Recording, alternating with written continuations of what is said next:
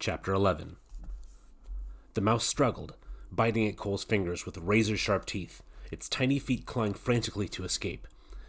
Cole pitied the scared little mouse, but he held on, gripping with all his strength. The mouse was his quarry, like a gull catching a herring or an owl catching a rabbit. He squeezed the mouse, but was too weak to stop the struggling. Cole felt the mouse squirming free, so quickly he brought his fist to his mouth. He pressed his hand against his lips and forced the struggling rodent between his teeth. It kept struggling, biting at Cole's lips and tongue. Cole bit down too, and a tiny bone crunched. The mouse spasmed, but kept squirming. Cole bit again, but his jaw lacked strength. Still, the mouse wiggled and twisted, frantically chewing at Cole's tongue. For a brief second, Cole felt a furry head pass between his back teeth, and he willed his jaws together with every ounce of strength he could gather. The small skull crushed, and then the mouse stiffened and quit squirming. With the dead mouse bunched in his cheek, Cole rested his jaw. Occasionally, the tiny body twitched. Gradually, Cole worked his teeth together, gnawing on the body. Salty fluids filled his mouth, and he forced himself to again imagine a baby sparrow with an opened beak. Food was energy, and energy was life. Eating the mouse exhausted Cole, and by the time he had chewed up the tiny bones and swallowed the wad of tough, furry skin, he lay spent, mouth gaping open. His jaw ached and felt hollow. Mosquitoes landed on his lips and tongue at will. His skin had become swollen and puffy, burning with the fiery itch. Cole desperately wanted to live, but how? The wretched insects sucked life from him faster than he could replenish it. He closed his eyes to the bloodletting, but that did not stop the torment. In the maddening darkness, he sensed another movement. Again he opened his eyes, half expecting to see the spirit bearer. Instead, he found two seagulls near his head, pecking fish chunks from the vomit he had thrown up in the grass. My puke, Cole thought. They're eating my puke. In that moment, Cole realized how badly he wanted to live. The food he had thrown up was still food.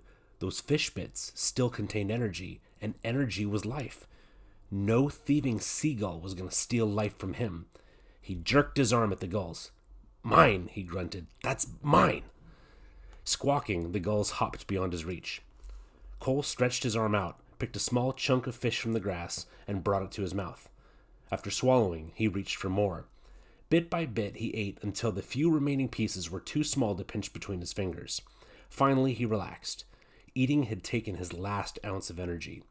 He closed his eyes as drizzle fell again. The falling moisture felt like more mosquitoes landing, but as it turned to rain, it cooled Cole's burning skin.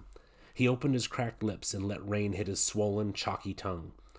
Earlier, Cole had felt hollow and weak, as if all the blood had emptied from his body. Now he felt something difficult to describe. Despite the cold, energy seeped through his body, letting him grasp thoughts and hold them in his mind. He felt satisfaction. He had provided for himself and could feel his body absorbing the food he had eaten. But still, his body desperately needed water. He was thirsty, so very thirsty. As the rain fell again, the ground softened. Cole dug with his fingers and brought up mud to smear on his swollen neck and face. He smeared mud over his broken arm and onto his ripped-open chest. Maybe this would help keep the mosquitoes away. The wet dirt soothed Cole's burning skin. When his arm tired, he rested again. Gradually, rain pooled where he had dug up mud beside him. He stared at the muddy water, then placed his hand into the puddle. Each movement was forced as he cupped his palm and brought the brown, murky liquid up to his mouth. Again and again he reached for more water. Sometimes only a few drops made it past his dried lips, but gradually moisture coated his throat and finally allowed him to swallow. Cole let his weary arm collapse to the ground. Resting, he gazed out toward the bay at the eagles snatching fish from the surface. Nearer the shore swam a mother seal with her pups, their heads bobbing in the water as they worked the fish schools near the rocks. Cole scanned the ground once more and caught two more worms that surfaced with the new rain. He dropped them into his mouth and chewed. The animals weren't the only ones who could forage to survive. The sound of a twig breaking was Cole's only warning. He turned his head to find the spirit bear standing barely 20 feet away, staring at him, one paw forward as if frozen in mid-stride. The bear's shiny nose twitched as raindrops beaded into splashed pearls on its shaggy hair. Its eyes glinted and flickered. Cole's heart raced, and his wounds throbbed. He felt the ripping of his skin all over again, and heard once more the breaking of his bones. Too numb with cold and fear to even cry out, he eyed the spirit bear standing like a carved statue. Cole licked at his cracked lips.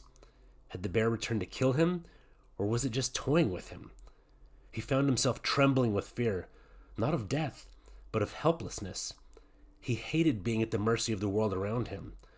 Why didn't this monstrous white creature just walk in and finish what it had started? A single bite from its massive jaw, one hard swat from its powerful paw, anything now would tip the balance and end this nightmare. One way or another, Cole decided to bring this moment to a conclusion. His mouth held little moisture, but deliberately he dredged up spit from deep in his throat, all the while meeting the bear's intense gaze with one of his own. When not one more drop of moisture would form, Cole painfully lifted his head. He sucked in the deepest breath he dared. He was spitting at more than the spirit bear. He was spitting at his life. The world would take him to the grave with a slimy goober on its face. Cole Matthews would still have the last word. Preparing for his final act of defiance, Cole drew his chin back, and then he spit hard, flinging the saliva with a desperate throw of his head. Pain attacked him from all sides, but he kept his eyes open. He wanted the satisfaction of watching this last moment. As if in slow motion, the glob of spit arched weakly toward the spirit bear, but landed in the grass, far short of its mark. Cole collapsed. That was it then. He had done all he could. Now the world could do as it pleased with him. The spirit bear raised its head slightly and sniffed the air with a long, curious breath, and then it started forward. Cole tensed. This was how the first attack should have ended.